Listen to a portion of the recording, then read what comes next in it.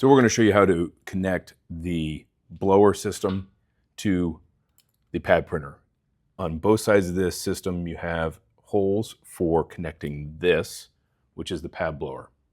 And I'm going to show you how to connect this portion to the inside of this machine on the back.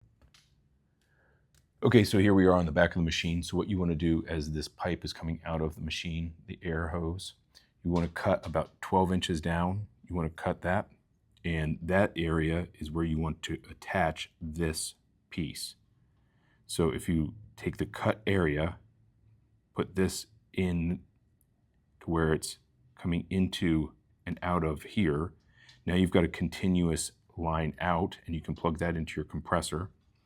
Then you can plug this cord, which has a control valve on it, in here.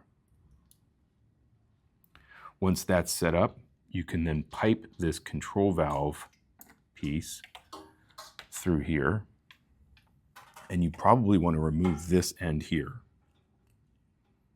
So now we're working in this area for the inside of the machine, and what you want to do is on the inside here, take this valve and put it in here into the threaded hole, and then screw that into that threaded hole. And then on the outside, you want to take this and screw this on the outside of the machine and screw it all the way down until it stops. That way there's a continuous airflow between the two of these.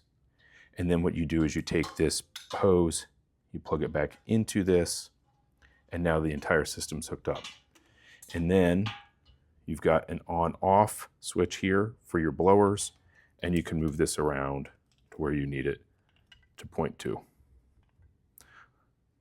If you have any questions, feel free to reach out to us.